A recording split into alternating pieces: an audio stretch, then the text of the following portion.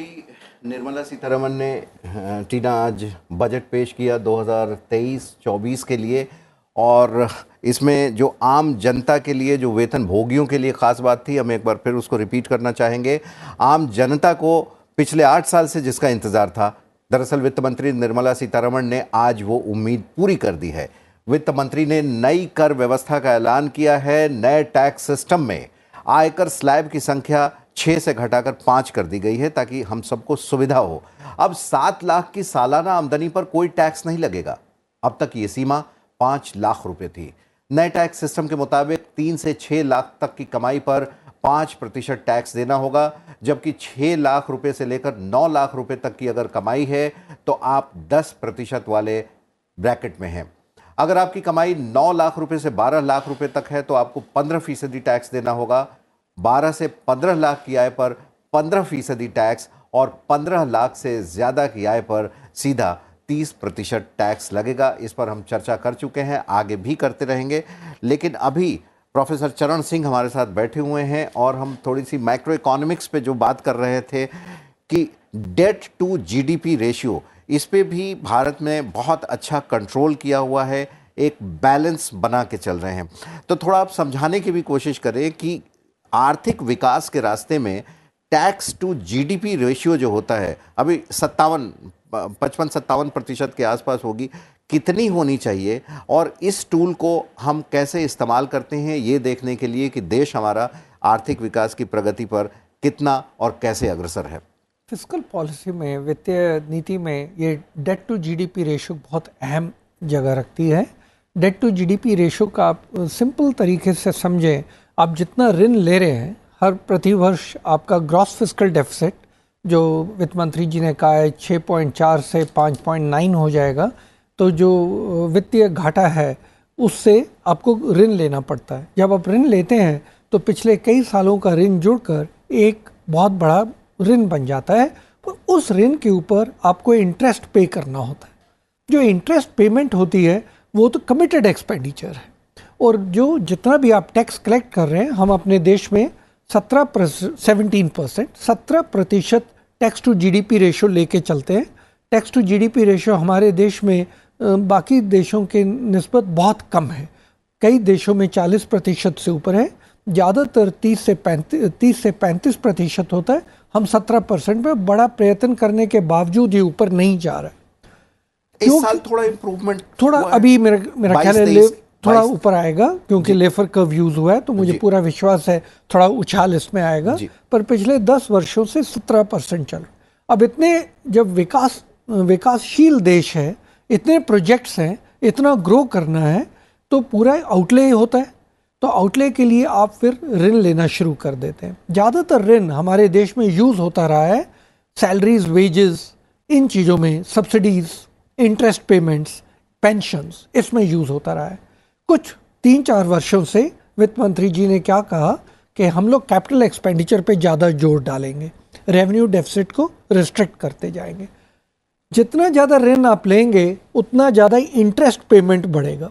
पर अगर आप फाइन ट्यून करेंगे ऋण को इस तरीके कि उसकी मैच्योरिटी थोड़ी कम कर लेंगे, उससे रेट ऑफ इंटरेस्ट थोड़ा सा कम हो जाएगा, इंटरेस्ट बर्डन बजट पे थोड़ा कम हो जाएगा, पर उससे रोल ओवर रिस्क बढ़ जाता है। हम लोगों ने हमारे देश में बहुत अच्छे तरीके से, कुशलता से, जो ऋण टू जीडीपी रेशियो है, जो दुनिया का स्तर है, स्टैंडर्ड है, मैस्ट्रिच ट्रीटी में 60% होना चाहिए, हम लोग उससे नीचे चल रहे हैं, जो बहुत बड़ी बात है। उसके बाद हमारे यहाँ पर भी फाइनेंस कमीशंस ने स्टडी की।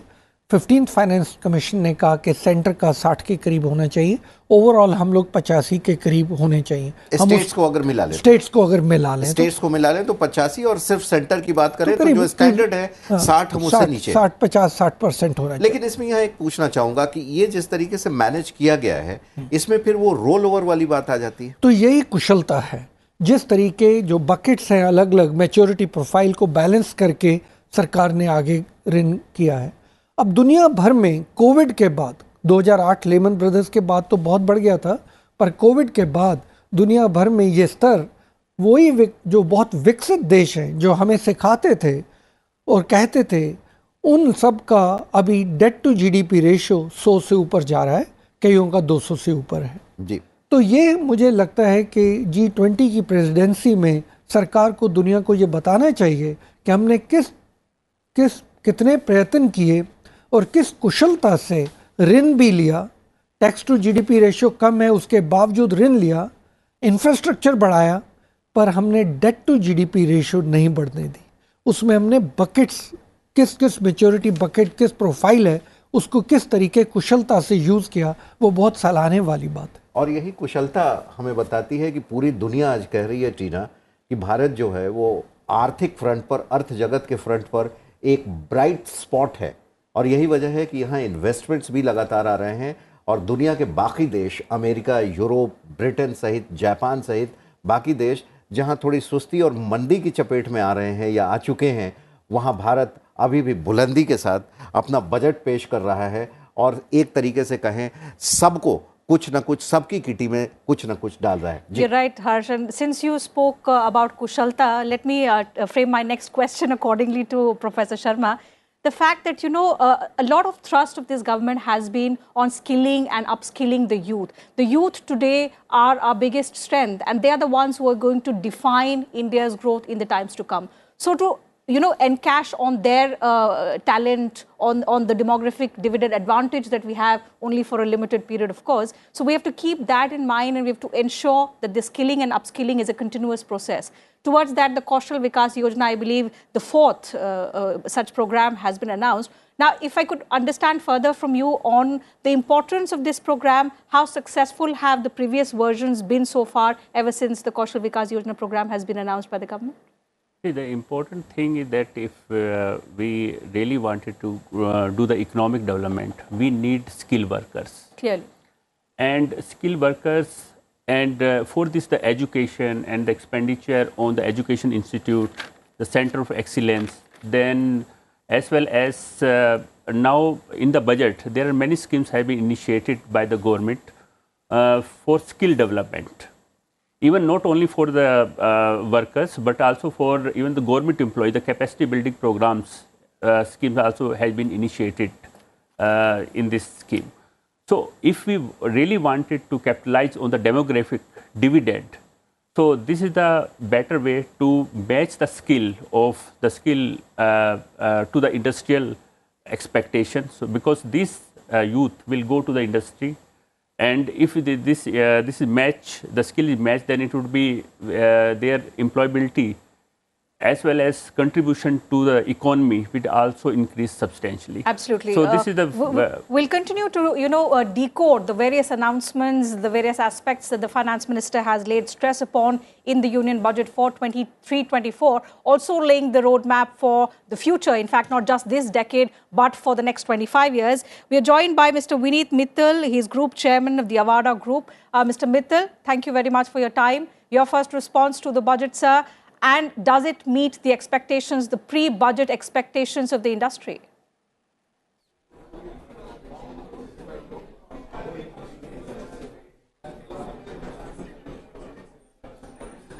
So if you look at, I come from green industry, and it was very encouraging and delightful to see the India's government's continuous focus on greening the planet and focusing on decarbonization.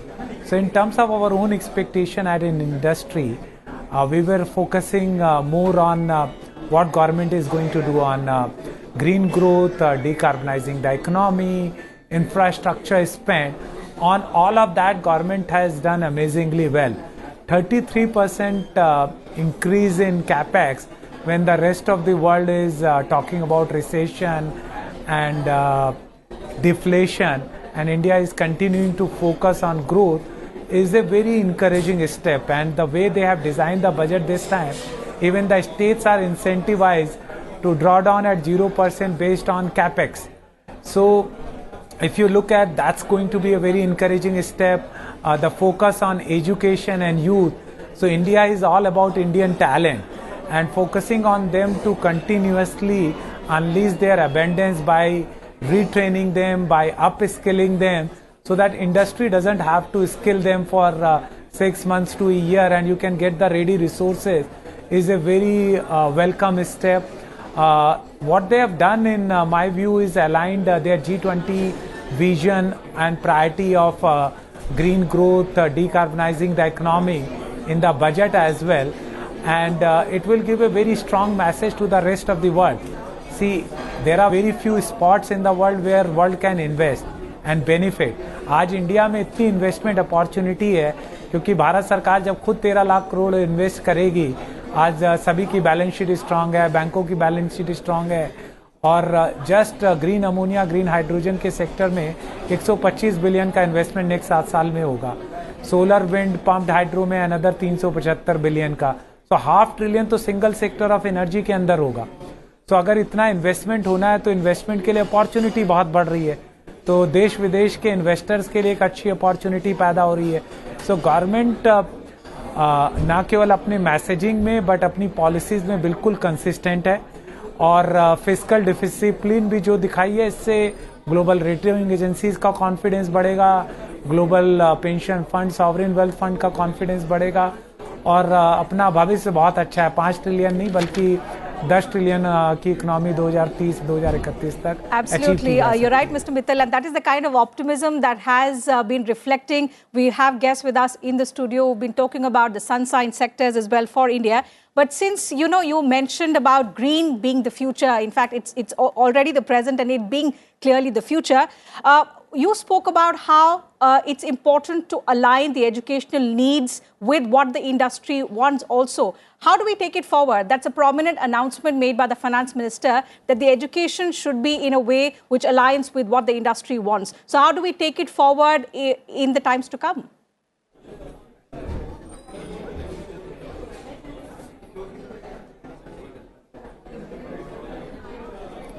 So if you look at what we do as an organization, we are reaching out to NITs, IITs, technical institutes, or even ITI for that matter, and seeing what we would need as an industry. And to my surprise and pleasant surprise, last year around 8 to 10 ITI agreed to actually train the engineer on our curriculum, so that we can employ more than 2,000-3,000 people in our upcoming manufacturing project of cell to module manufacturing. And we were really worried and scared that how will we get so many manpower at such a short notice. And institutes were willing, and they want to work in partnership with the industry, but industry has to go and talk to each and every institute individually right now. And I think with the government's focus and education department's focus on aligning their curriculum with the industrial need and future of the industry is a welcome step.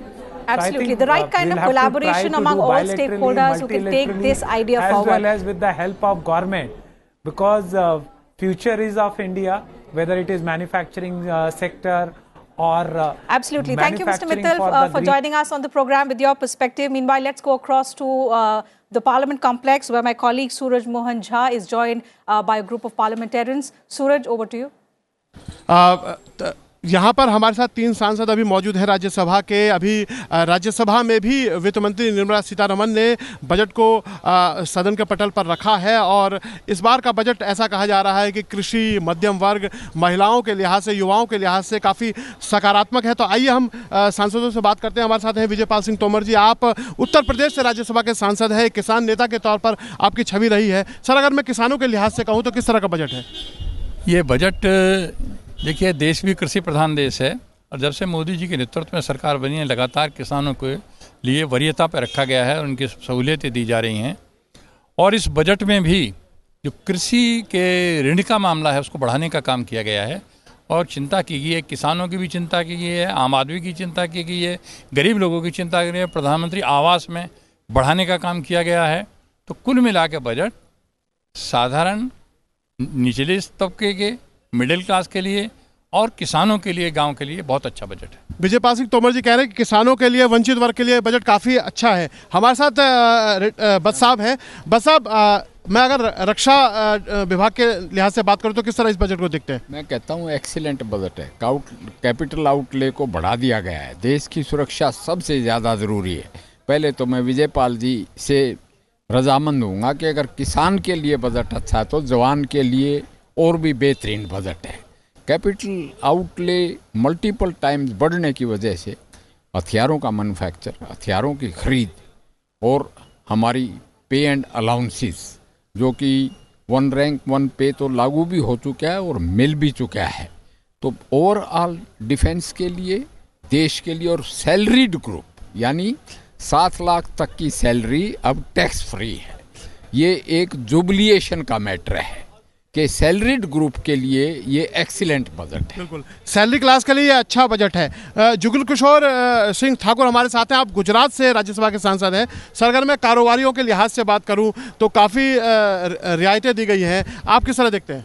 देखिए, बहुत अच्छी रियायतें दी गई। आपने देखा होगा कि MSME के अंदर 9,000 करोड़ का उन्होंने आवंटन किया है। मतलब कि आप देखें, बूस्टिंग करेगी, जो छोटी छोटी इंडस्ट्रीज है वो बूस्टिंग करेगी। और आप देखेंगे आने वाले साल के अंदर हमारा भारत का ग्रोथ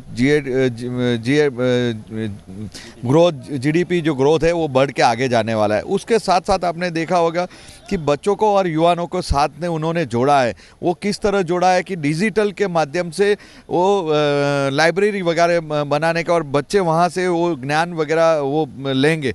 तो उस तरह का जो माननीय निर्मला सीताराम जी और प्रधानमंत्री नरेंद्र मोदी जी की जो सोच है, तो आने वाले वक्त में हमारा जो भारत बूस्टिंग करेगा वो अनबिलीवेबल होगा। और हमारे काफ़ी सारे कारोबार के अंदर उन्होंने रियायतें दी है। जैसे हमारे जनरल साहब ने बताया कि 7 लाख तक की, तो जो आम लोग जो थे 5 लाख तक जो पहले टैक्स पे करते थे, आज 7 लाख के दायरे के अंदर, मतलब भी मान लीजिए 50,000 60,000 की उसकी सैलरी हुई तो वो खुद टैक्स पे नहीं करना है, तो वो आराम से ज़िंदगी जी सकेगा, उसका बजट बना पाएगा। तो बहुत फुल गुलाबी बजट दिया है। मैं निर्मला जी का आपके माध्यम से बहुत बहुत धन्यवाद व्यक्त करता हूँ। तो हमारे साथ अभी 3 सांसद मौजूद हैं। अभी हमारे साथ जम्मू से जुगल किशोर शर्मा जी भी मौजूद हैं, लोकसभा के सांसद। उनसे भी जानते हैं जम्मू कश्मीर के लिहाज से यह बजट किस तरह का रहा है। सर, अगर बजट अगर आपसे जानना चाहें इस बार। जम्मू कश्मीर के साथ साथ देश भर के नागरिकों में एक खुशी की लहर है कि बहुत ही अच्छा बजट जो है वो नरेंद्र भाई मोदी, देश के प्रधानमंत्री जी के नेतृत्व में हमारी बहन निर्मला सीतारमण जी जो वित्त मंत्री हैं उन्होंने पेश किया है। आपने देखा होगा कि छोटे से छोटे वर्ग के लिए भी और बड़े वर्ग के लिए भी सारी सुविधाएं उन्होंने दी हैं। और विशेष तौर पर आम नागरिक जो मेहनत करता है, मजदूरी करता है और मजदूरी करके कुछ पैसे इकट्ठे करता है, उस पर जो टैक्स का बोझ पड़ा रहता है ना, उससे उनको आज निजात मिली है। इसलिए मेरी यही वित्त मंत्री सीतारमण जी को मुबारकबाद है।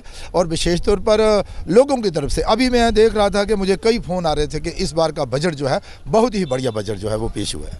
धन्यवाद। तो अभी हमने राज्यसभा के 3 सांसद और लोकसभा के 1 सांसद हमारे साथ मौजूद थे, जिन्होंने बताया कि इस बार का जो बजट है वो किसानों के लिए, जवानों के लिए, कारोबारियों के लिए, मध्यम वर्ग के लिए काफ़ी कुछ अच्छा रहा है। सूरज, आपका बहुत बहुत धन्यवाद।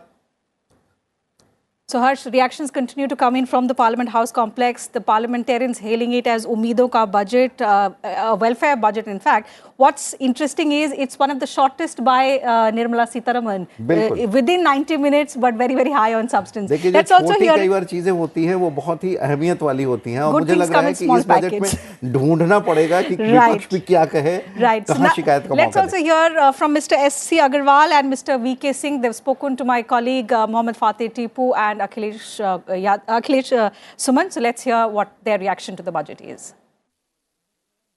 अमृत काल का पहला ये आम बजट है, कैसे देखते हैं आप ये बजट? इसमें हर कुछ है, जैसे सीनियर सिटीजन्स के लिए सेविंग्स की लिमिट्स बढ़ा दी है, HNI का जो 42% टैक्स था वो 39% समथिंग मैक्सिमम टैक्स रहा है, वहाँ एक रिलीफ दिया है।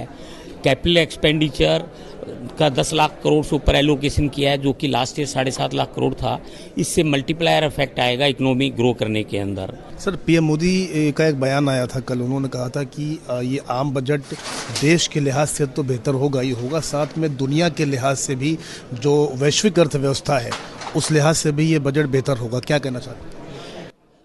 देखिए, देश के हिसाब से तो बेटर है ही और इंटरनेशनली भी बेटर है, क्योंकि हम PLI स्कीम के अंदर इंडस्ट्री को इनवाइट कर रहे हैं मैन्युफैक्चरिंग में। जो 15% कंसेशनल कॉर्पोरेट को टैक्स दिया था मैन्युफैक्चरिंग यूनिट को, वो एक्सटेंड कर दिया है। तो इससे क्या फ़ायदा है कि जो बाहर जो चाइना का एक तरीके से चाइना +1 वाला जो ब्लॉकेज था, तो उससे बाहर की इंडस्ट्री इंडिया में आना चाहती है, तो उनके लिए सुविधा है। बजट कैपेक्स रिलेटेड है, अच्छा बजट है। जितना आप इन्वेस्ट करेंगे इंफ्रास्ट्रक्चर में उतना देश सुधरेगा, अच्छा बनेगा, अच्छी सहूलियत आएंगी। और इसी तरीके से एविएशन के अंदर भी एक टारगेट है। अब तक हमारे पास 100 airport, air strips, water aerodromes, heli, इनका टारगेट था, अब 50 और का हो गया। तो इनके ऊपर जब पैसा लगेगा तो पैसा अलग अलग इंडस्ट्रीज़ में चला जाता है, अलग अलग चीज़ों में जाता है, सबको फ़ायदा होता है। उससे इकॉनमी को बूस्ट मिलता है। जितना पैसा चलायमान होगा उतना इकॉनमी अच्छी चलेगी। लेकिन सर, आप फॉर्मर डिफेंस पर्सनल भी रहे हैं, आप विदेश राज्य मंत्री भी रहे हैं, आप कहें कि अगर डिफेंस के हिसाब से इस बजट को देखें तो कैसा रहेगा? देखिए, डिफेंस के अंदर पूरा ध्यान आत्मनिर्भरता के ऊपर है और इस बजट के अंदर बहुत सारी चीज़ें ऐसी हैं जो आत्मनिर्भरता और सेंटर ऑफ एक्सीलेंसेस जो क्रिएट हो रहे वो सब मदद करेंगे। तो क्या इसमें डिफेंस प्रोडक्ट्स के एक्सपोर्ट की जो बात है, वो एक्सपोर्ट का अगर हम बनाएंगे अपने यहाँ तो एक्सपोर्ट भी करेंगे। तो हमारे यहाँ जो चीज़ें बन रही हैं और जो विश्व स्तरीय हैं वो एक्सपोर्ट भी होंगी। आपको एक्सपेक्टेशन जैसा था वैसा ही ये बजट है या उससे कुछ ज़्यादा है या कम? मेरा एक्सपेक्टेशन था कि प्रोग्रेसिव बजट होगा, वैसा ही। तो अगले 1 साल का बजट है या 25 साल का? ये 25 साल की नींव है। तो ये 25 साल की नींव है। बजट भले ही 1 साल का हो, ये कहना है रिटायर्ड जनरल वीके सिंह का, जो वरिष्ठ डिफेंस पर्सनल भी रहे हैं और राजनीति में भी काफ़ी सक्रिय हैं। संसद टेलीविज़न के लिए अखिलेश सुमन। जी बिल्कुल, ये दरअसल भारत जब 100 साल का होगा, आज़ाद भारत 2047, अमृतकाल का पहला बजट, अगले 25 साल का रोडवे है और उसकी पहली सीढ़ी है ये बजट। और अब हमारे साथ जुड़ रहे हैं आदित्य चमड़िया जी, आप मैनेजिंग डायरेक्टर हैं Damodar ropeway and infra limited में। आपका स्वागत है। आज का बजट आपने देखा, टूरिज्म सेक्टर के लिहाज से अगर मैं आपसे पूछूं कि इस बजट को आप कैसे देखते हैं और टूरिज्म का कितना विकास हो पाएगा, आप बताएं।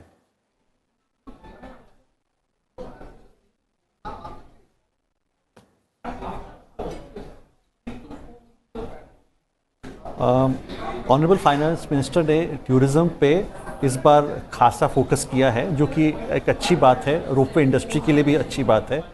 और यहाँ पर 50 डेस्टिनेशन वो आइडेंटिफाई करेंगे और जहाँ पर टूरिज़्म इंफ्रास्ट्रक्चर क्रिएट करेंगे, तो होपफुली वहाँ पर रोपवे इंडस्ट्री काफ़ी इम्पॉर्टेंट रोल प्ले करेगी। एंड ऑलरेडी गवर्नमेंट काफ़ी इनिशिएटिव ले रही है जैसे सिटी को डीकंजेस्ट करने में। वहाँ पर भी रोपवे के कई प्रपोजल्स आए हैं एंड उन्होंने जो 18% GST था उसको 5% किया है एंड रोपवे को काफ़ी बड़ा बढ़ावा ऑलरेडी दे रखा है। जी, इसमें आपने कहा कि रोपवे को काफ़ी बढ़ावा दे रखा है। अभी भी हमारे देश में अगर टूरिज़्म की बात करें, पिछले कुछ वर्षों में 7-8 वर्षों में काफ़ी कुछ विकास हुआ है, कुछ ऐसे नए एरियाज़ भी आए हैं जो टूरिज़्म के लिहाज से काफ़ी पनपे हैं। लेकिन अभी भी क्या आपको नहीं लगता कि रोपवे जो है हमारा टूरिज़्म में जितना इस्तेमाल होना चाहिए अभी उसमें कमी है?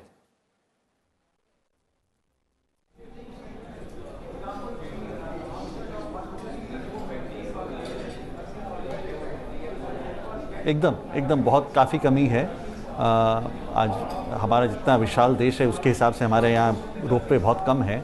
एंड एक बहुत बड़ा इम्पॉर्टेंट अहम स्टेप जो गवर्नमेंट ने लास्ट 2 साल में लिया है, इन्वायरमेंट क्लियरेंस, जो कि काफ़ी साल लग जाते थे इन्वायरमेंट क्लियरेंस लेने में, रोपवे के लिए उन्होंने एग्जेम्प्ट कर दिया। रोपवे को उन्होंने environment friendly mode of transport उन्होंने डिक्लेयर किया है एंड इससे काफ़ी बड़ा बूस्ट मिलेगा रोपवे को। और आगे जो 5-10 साल में आप काफ़ी सारे रोपवे आप देख पाएंगे इंडिया में। बिल्कुल ठीक, आपका बहुत बहुत धन्यवाद चमड़िया जी। और बजट पर संसद टीवी में लगातार हम चर्चा कर रहे हैं, ये चर्चा रात तक जारी रहेगी, देर शाम तक। और आप In fact, Harsh, before we wind up this program, Mr. Rajan Navani, VC and MD, Jet Life Group of Companies, also joins us from the CI. very quickly, let's also get his response on the Union Budget 23-24. Mr. Navani, thank you for your time. Your quick response to the Union Budget and what stands out for you in this budget, which is being hailed as a very, very forward-looking one by the government.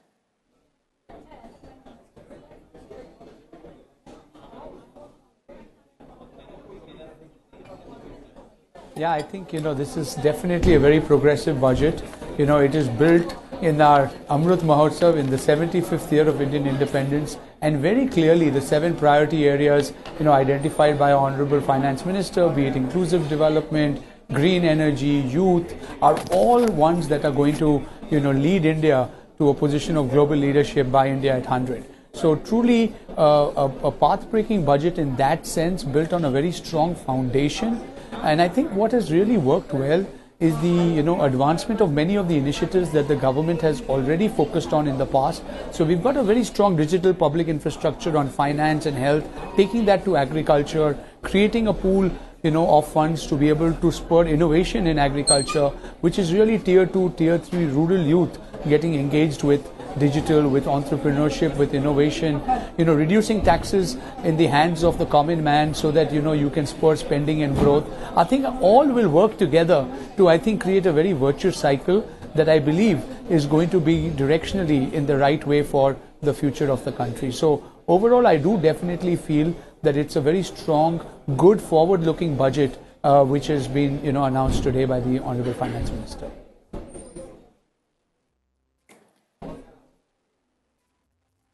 बिल्कुल budget के बाद जो तमाम sectors को उम्मीदें थी, क्या उन उम्मीदों पर बजट खरा उतरा है? लगातार संसद टीवी पर आप बजट से जुड़ा जो तमाम बारीक विश्लेषण है वो हमारे साथ देख रहे हैं और मेरे साथ मेरे सहयोगी विशाल दहिया भी इस समय जुड़े हुए हैं और जाहिर तौर पर माना यही जा रहा था कि जब दुनिया की बड़ी अर्थव्यवस्थाओं की बात होती है उसमें चमकती अर्थव्यवस्था के तौर पर कहीं ना कहीं उम्मीद भरी नजरों से भारतीय अर्थव्यवस्था को देखा जा रहा है। ऐसे में इस बार के बजट पर न सिर्फ देश की निगाहें थी बल्कि ये माना जा रहा है कि दुनिया भर की निगाहें इस बजट पर लगी हुई थी। तो अब वित्त मंत्री के पिटारे से जो घोषणाएं निकली हैं उससे कितना बड़ा बूस्ट भारतीय अर्थव्यवस्था को मिलेगा, इस पर लगातार चर्चा हम कर रहे हैं। Well, yes, Preeti, thank you so much. So, as you've been witness to this year's union budget, which was presented by the finance minister, starting 11 a.m. In the lower house today, and of course reactions coming in, details coming in right now. We're keeping you updated on what exactly the budget has in store for various sectors and specifically for the common citizen of the country as well. So we'll keep on bringing you all the details in the next 1 odd hour. We will talk about sectors like manufacturing and of course, the most important aspect of the budget as far as the income taxpayers are concerned, the changes in the personal income tax regime as well. Those will also be part of the discussion. Preeti? बिल्कुल, तो manufacturing को लेकर लगातार सरकार का जोर रहा है, मेक इन इंडिया पर लगातार सरकार जोर देती रही है। तो क्या बजट में इस बार उपाय किए गए हैं ताकि मेक इन इंडिया का जो सपना है, पूरी तरह से आत्मनिर्भर भारत का जो सपना है, खासकर मैन्युफैक्चरिंग को लेकर, वो कितना पूरा होता दिख रहा है, उसे कितना बड़ा पुश मिलने वाला है, ये हम अगले 1 घंटे में समझने की कोशिश करेंगे। टैक्स स्लैब्स में जो बदलाव हैं वो किस तरह से आगे भारतीय अर्थव्यवस्था को पुश देंगे और खास तौर से जो डायरेक्ट टैक्स में इस बार हमने देखा है कि रिबेट को लेकर जो एक तरह से स्लैब बढ़ा है, उसका किस तरह से फायदा मिलेगा, परचेजिंग पावर जब लोगों की बढ़ेगी, आम आदमी की जो आशाएं थी वो काफी समय बाद पूरी हुई हैं, किस तरह का बदलाव इसके जरिए देखने को मिलेगा। साथ ही हम जो मैन्युफैक्चरिंग को लेकर लगातार बात कर रहे हैं विशाल, तमाम खास मेहमान इस समय हमारे साथ अब चर्चा में जुड़ रहे हैं, उनसे हम चर्चा को आगे बढ़ाएंगे उनके साथ। और जैसा मैंने कहा विशाल की मैन्युफैक्चरिंग को लेकर, मेक इन इंडिया को लेकर लगातार जोर रहा है और कोरोना महामारी के बाद जब कहा जाता है कि आपदा में अवसर को देखना, चीन की तरफ मुंहभंग दुनिया का, भारत के पास एक मौका ज्यादा है, किस तरह से उसे पुश दिया जाए, बजट क्या बता रहा है? Indeed, Preeti, and there's been a lot of focus on sectors like manufacturing, MSME, given the kind of announcements in the budget, and we have with us our guest as well, Raju Navani is still with us. Rajuji, when we look at these particular sectoral allocations and then when we try and understand as to what the budget has given. What kind of impetus are we looking at? Because it's not just the recovery phase which we have successfully navigated for the past 1.5 year, but also again laying that strong foundation for the next 25 odd years.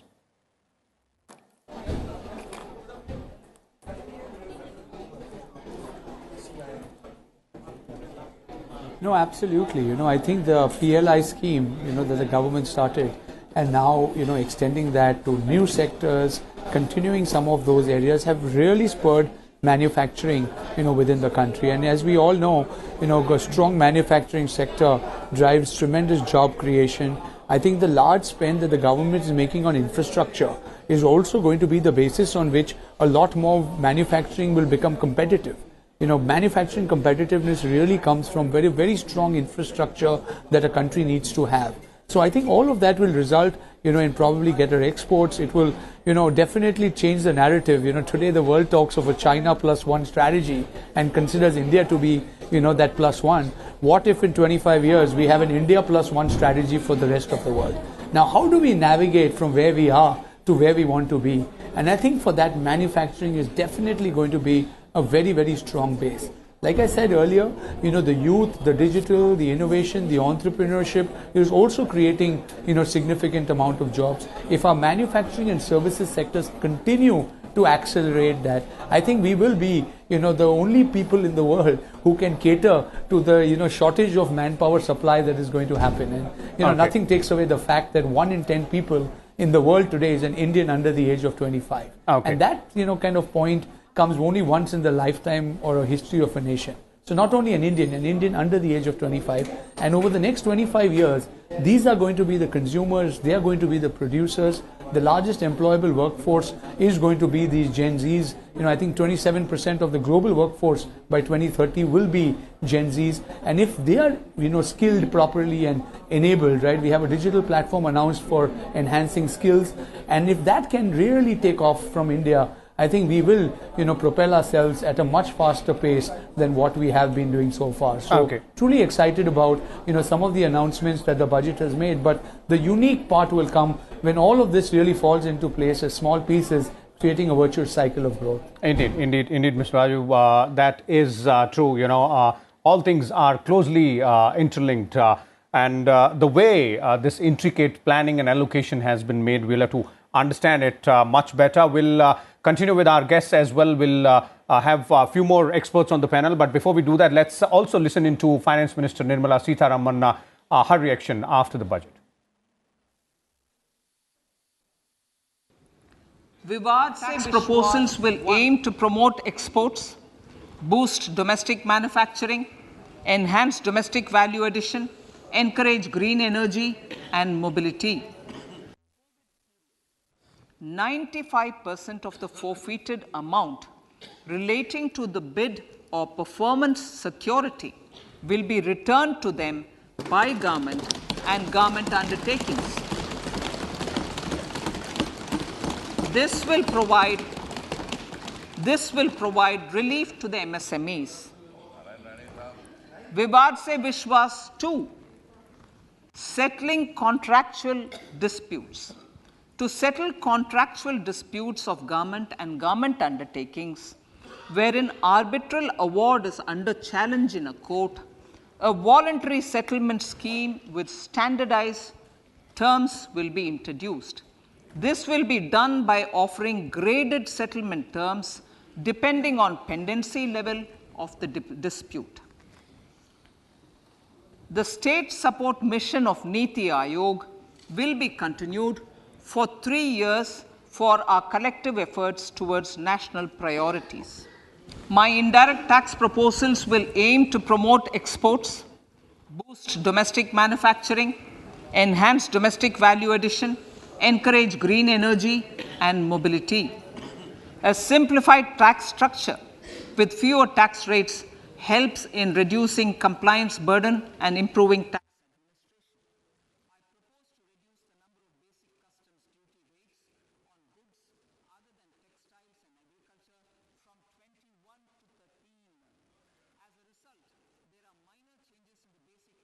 इसका सीधा प्रसारण आप अब संसद TV पर देख पाएंगे।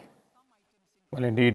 It's the customary reaction which will come in from the Prime Minister few hours after the budget speech is delivered by the Finance Minister in the lower house and the budget document is placed in the upper house as well. The Prime Minister, shares his thoughts with the nation on the budget which has been presented by his government. So stay tuned. In just a short while, we'll hear from the Prime Minister himself. अमृत काल का ये पहला budget विकसित भारत के विराट संकल्प को पूरा करने के लिए एक मजबूत नींव का निर्माण करेगा। ये बजट वंचितों को वरीयता देता है। ये बजट आज की एस्पिरेशनल सोसाइटी, गांव, गरीब, किसान, मध्यम वर्ग सभी के सपनों को पूरा करेगा। मैं वित्त मंत्री निर्मला जी और उनकी टीम को इस ऐतिहासिक बजट के लिए बधाई देता हूं। साथियों, परंपरागत रूप से अपने हाथ से औजारों और टूल्स से कड़ी मेहनत कर कुछ न कुछ सृजन करने वाले करोड़ों विश्वकर्मा इस देश के निर्माता है। लोहार, सुनार, कुम्हार, सुथार, मूर्तिकार, कारीगर, मिस्त्री, अनगिनत लोगों की बहुत बड़ी लंबी लिस्ट है। इन सभी विश्वकर्माओं की मेहनत और सृजन को देश इस बजट में पहली बार अनेक प्रोत्साहन योजना लेकर के आया है। ऐसे लोगों के लिए ट्रेनिंग, टेक्नोलॉजी, क्रेडिट और मार्केट सपोर्ट की व्यवस्था की गई है। पीएम विश्वकर्मा कौशल सम्मान यानी पीएम विकास करोड़ों विश्वकर्माओं के जीवन में बहुत बड़ा बदलाव लाएगा। साथियों, शहरी महिलाओं से लेकर गांव में रहने वाली महिलाएं हो, कारोबार रोजगार में व्यस्त महिलाएं हो या घर काम में व्यस्त महिलाएं हो, उनके जीवन को आसान बनाने के लिए बीते वर्षों में सरकार ने अनेक विध कदम उठाए हैं। जल जीवन मिशन हो, उज्ज्वला योजना हो, पीएम आवास योजना हो, ऐसे अनेक कदम, इन सबको बहुत बड़ी ताकत के साथ आगे बढ़ाया जाएगा। उसके साथ साथ महिला सेल्फ हेल्प ग्रुप एक बहुत बड़ा सामर्थ्यवान क्षेत्र आज भारत में बहुत बड़ी जगह अपने आप एक्वायर कर चुका है। उनको अगर थोड़ा सा बल मिल जाए तो मिरेकल कर सकते हैं। और इसलिए विमेन सेल्फ हेल्प ग्रुप उनके सर्वांगीण के विकास के लिए नई पहल इस बजट में एक नया आयाम जोड़ेगी। महिलाओं के लिए एक विशेष बचत योजना भी शुरू की जा रही है और जनधन अकाउंट के बाद ये विशेष बचत योजना सामान्य परिवार की गृहिणी माताओं बहनों को बहुत बड़ी ताकत देने वाली है। ये बजट सहकारिता को ग्रामीण अर्थव्यवस्था के विकास की धुरी बनाएगा। सरकार ने कोऑपरेटिव सेक्टर में दुनिया की सबसे बड़ी अन्न भंडारण योजना बनाई है, स्टोरेज कैपेसिटी। बजट में नए प्राइमरी कोऑपरेटिव्स बनाने के लिए एक महत्वाकांक्षी योजना का भी ऐलान हुआ है। इससे खेती के साथ साथ दूध और मछली उत्पादन के क्षेत्र का विस्तार होगा। किसानों, पशुपालकों और मछुआरों को अपने उत्पाद की बेहतर कीमत मिलेगी। साथियों, अब हमें डिजिटल पेमेंट्स की सफलता को एग्रीकल्चर सेक्टर में दोहराना है। इसलिए इस बजट में हम डिजिटल एग्रीकल्चर इंफ्रास्ट्रक्चर की एक बहुत बड़ी योजना लेकर आए हैं। आज दुनिया इंटरनेशनल मिलेट ईयर मना रही है। भारत में मिलेट्स के अनेक प्रकार हैं, अनेक नाम है। आज जब मिलेट्स घर घर में पहुंच रहा है, पूरी दुनिया में पॉपुलर हो रहा है, तो उसका सर्वाधिक लाभ भारत के छोटे किसानों के नसीब में है। और इसलिए आवश्यक है कि नए तरीके से उसको आगे ले जाया जाए। इसकी एक नई पहचान, विशेष पहचान आवश्यक है। इसलिए अब इस सुपर फूड को श्री अन्न की नई पहचान दी गई है। उसके प्रोत्साहन के लिए भी अनेकविध योजनाएं बनाई गई हैं। श्री अन्न को दी गई प्राथमिकता से देश के छोटे किसानों, हमारे आदिवासी भाई बहन जो किसानी करते हैं, उनको आर्थिक संबल मिलेगा और देशवासियों को एक स्वस्थ जीवन मिलेगा। साथियों, ये बजट सस्टेनेबल फ्यूचर के लिए green growth, green economy, green energy, green infrastructure और ग्रीन जॉब्स को एक अभूतपूर्व विस्तार देगा। बजट में हमने टेक्नोलॉजी और न्यू इकोनॉमी पर बहुत अधिक बल दिया है। एस्पिरेशनल भारत आज road, rail, metro, port, waterways, हर क्षेत्र में आधुनिक इंफ्रास्ट्रक्चर चाहता है। नेक्स्ट जनरेशन इंफ्रास्ट्रक्चर चाहिए। 2014 की तुलना में इंफ्रास्ट्रक्चर में निवेश पर 400% से ज्यादा की वृद्धि की गई है।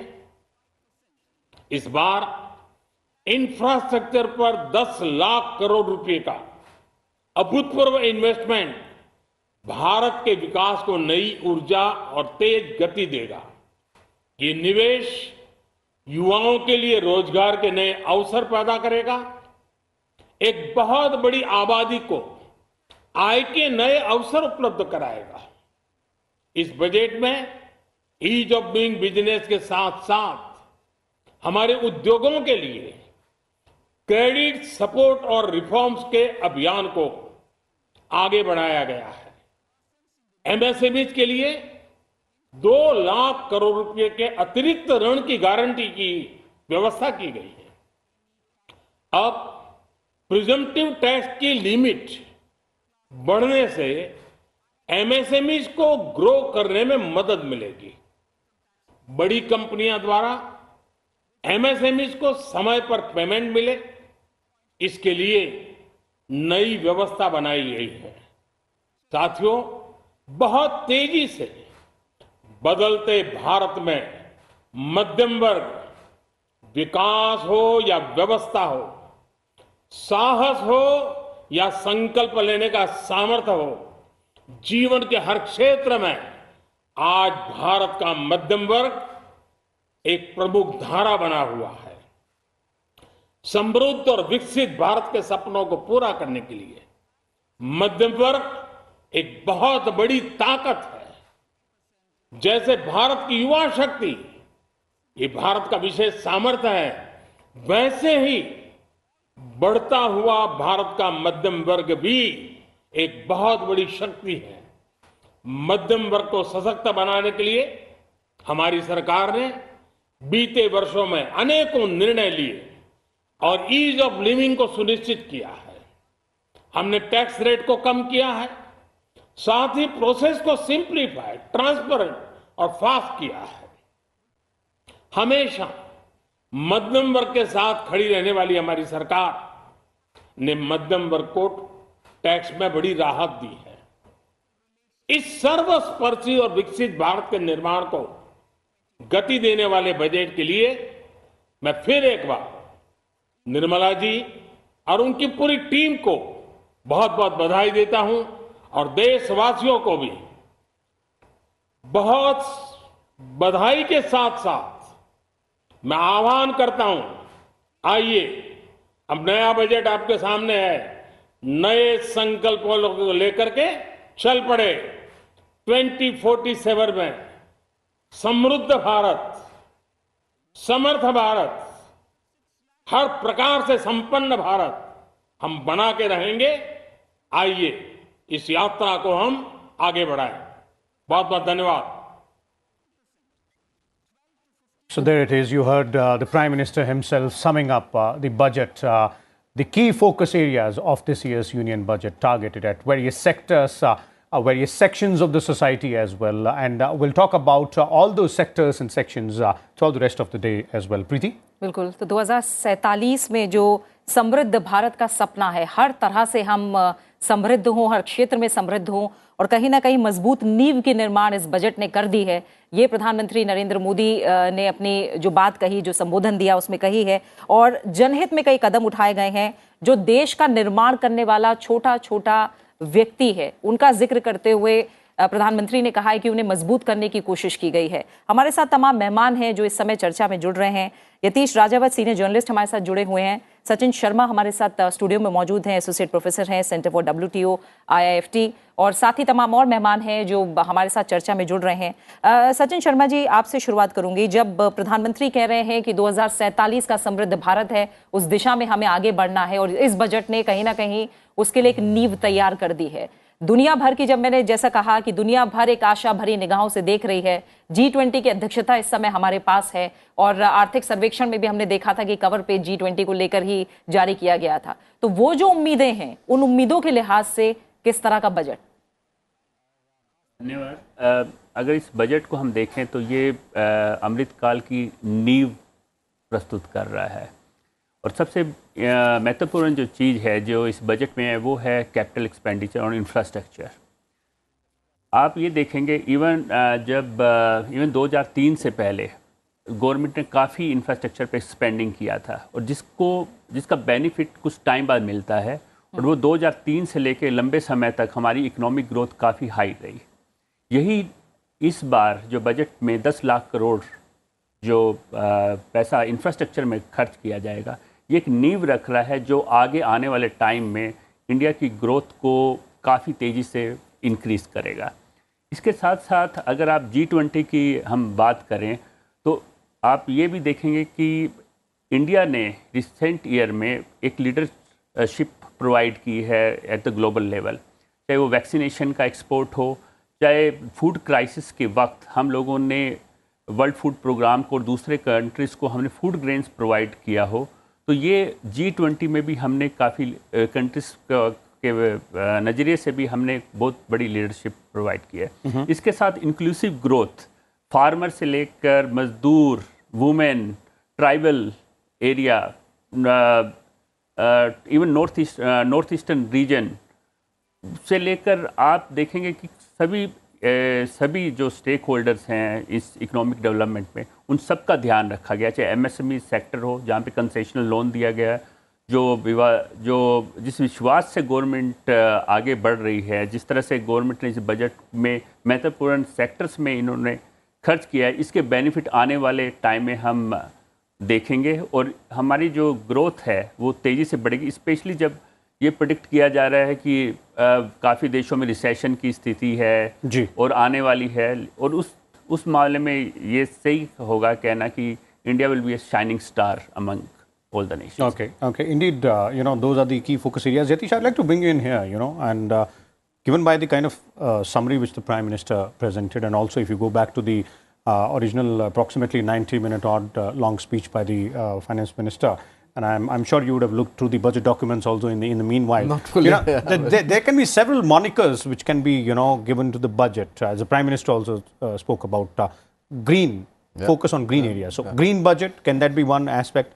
People's budget, can that be another aspect? By people, I mean workers, with the Prime Minister also specified about various sections of the society which are in focus, which need to be in focus if the economy has to move ahead for the holistic growth which we always talk about.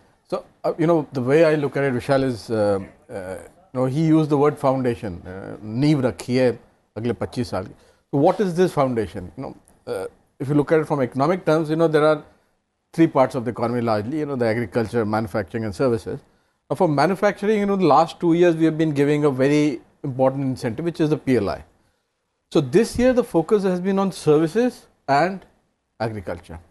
On services, if you see, there are two big things the budget does. One is tourism. Now tourism per se is the largest multiplier for any sector.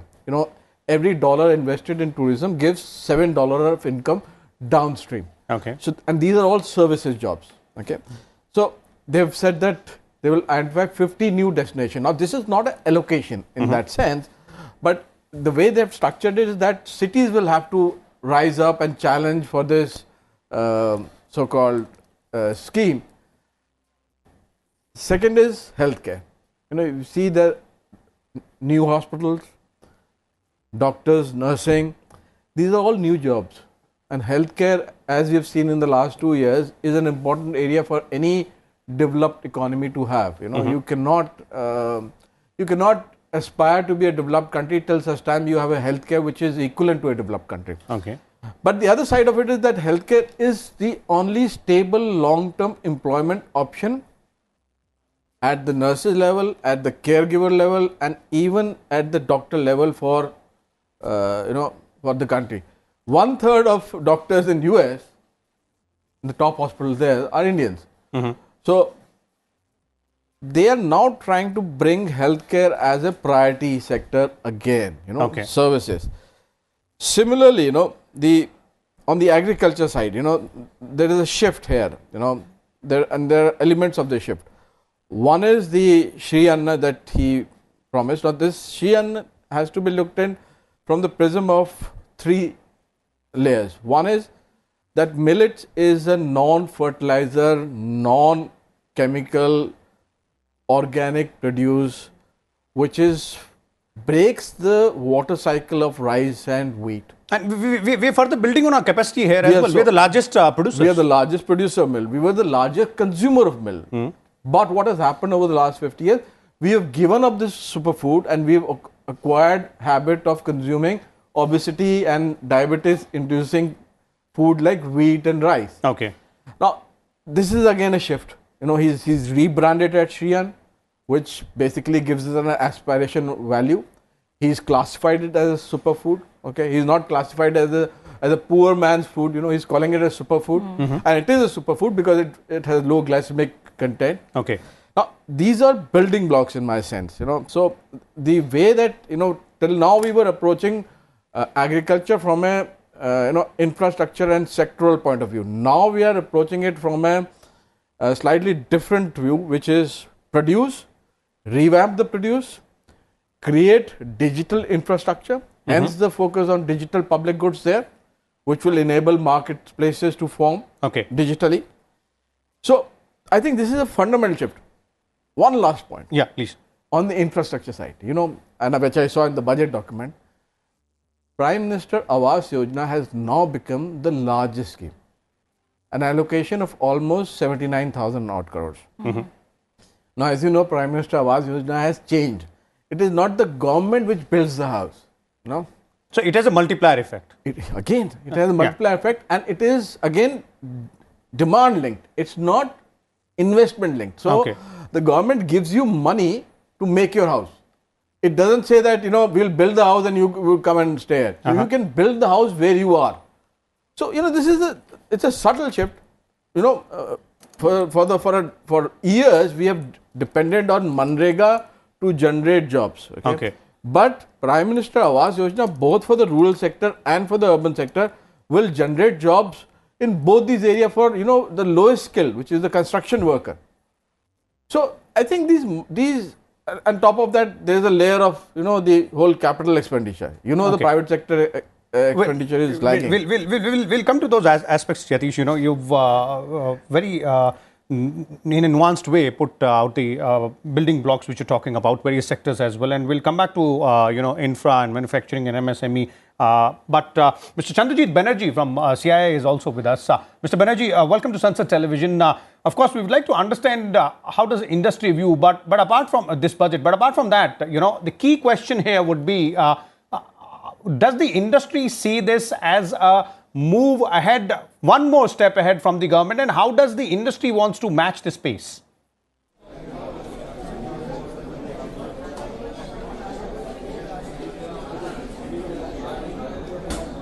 So I think you have put two sort of broad questions to me, and I would, the first one as to how industry sees this budget. Well, most of the things, or I feel that whatever we had asked for to be seen in the budget, we are seeing it. We are seeing both consumption and investment demand coming up from this budget. We have seen fiscal prudence in the budget. We have seen a very strong focus on how we are able to make things simple.